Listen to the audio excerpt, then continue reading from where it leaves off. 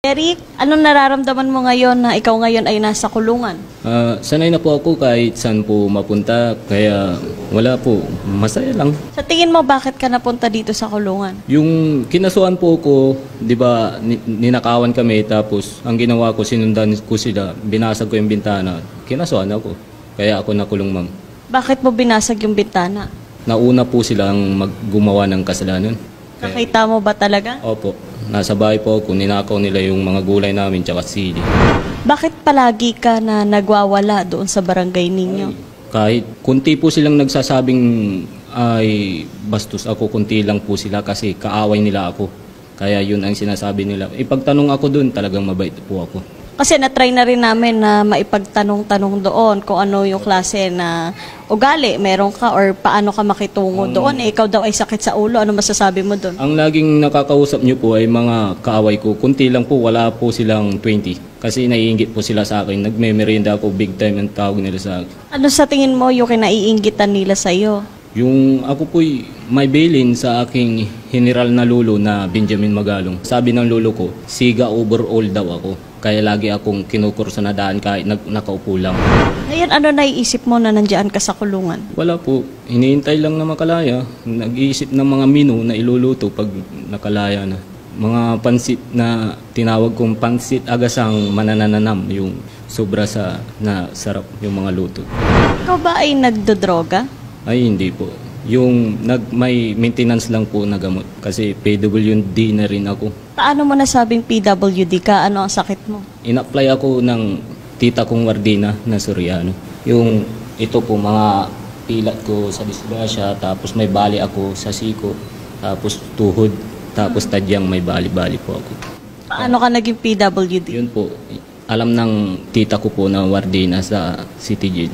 Kaya in-apply akong PWD para makatipid po ako sa gamot na maintenance. Ano yung maintenance na iniinom mo para saan? Ulansapin po, pampakalma kasi isip na ako ng isip. Kasi po ako'y tinatawag na genius sa school.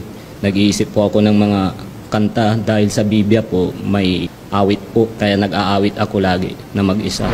Anong grade ba ang tinapos mo? Natapos ko po ang kolehiyo. Teacher po, maestro. Kung teacher ka, bakit nag-aamok-amok ka sa barangay ninyo at wala kang trabaho? Yung nagtatrabaho po ako sa pabrika po sa Bataan. Nakalib po ako. Pero bakit pati yung pamilya mo tinatakwil ka na? Ay, hindi ko po yung pamilya. Yung kanayon lang namin yun. Kaya mali po yung salita nilang pamilya ko sila.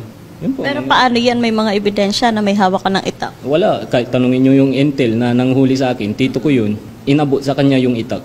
Maraming nakakita kung, siyempre, hahabulin ko ng itak. Siyempre, may tendency na mapatay ko sila. Ang hina nilang tumakbo, mabilis po ako, athletic. Medalist po ako, mabilis ko po silang mapapatay. Walang namatay. Nabanggit nila, Kapitan, na ikaw ay pinunta na sa ospital, sa mental hospital, pero ikaw ay negative nga sa kapansanan pang mental. Ngayon, ginagamit mo na lang ba ito para makatakas diyan sa mga kasalanan na ginawa mo para hindi ka makulong? Ay, ang ano ko po, sinasabi ko sa attorney ko, wala po akong sakit, healthy po ako sa pag-iisip.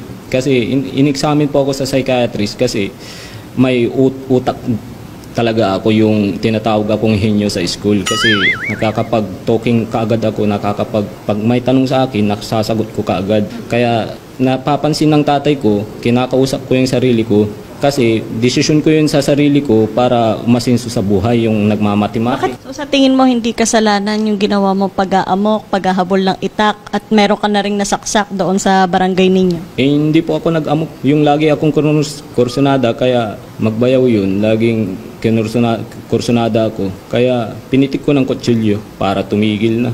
Yun ang ginawa ko. Hindi po ako nag-amok. Sa tingin mo tama yun? Tama po, pagganti. Kasi sila'y makasalanan. Kung hindi tayo gaganti ng mga mabait, ay lugi na tayo sa mga makasalanan. Siyempre, gawan ka, bugbugin ka, saksakin ka, hindi mo gantian, patay ka na, nasa langit ka na. Kawawa ka naman, kawawa yung pamilya mo, hindi mo na makikita halos-halos everyday. Pero ikaw yun nanaksak? Opo, kasi kursunada ako lagi. Hindi po ako lagi yung nag-uumpisa, biktima lang po ako. Gumanti lang po ako. Ano lahi mo? Yung Pinoy po, tapos all abroad. All abroad, tapos may dugong Pinoy. Yung kada bansa po. May lahi ka? Opo, all Mother Earth ang tawag. All Mother Earth. Pwede po pa-explain sa amin? Lahat ng bansa ay may kanayon po ako. Oh. Yun ang dugo ko. Tapos Pinoy pa. dati sinuntok ako ng tatay ko nung bata ako kasi akala niya matanda na ako. Yung sa lolo ko na Bongbong Marcos na presidente natin sa Pilipinas, lagi po akong ginaganito ng mga kaaway ko, binibiktima ko. Yung tignan nyo lang po ang buhay ko na lagi akong kinukursunada. Yun lang po lolo ko na Bongbong Marcos.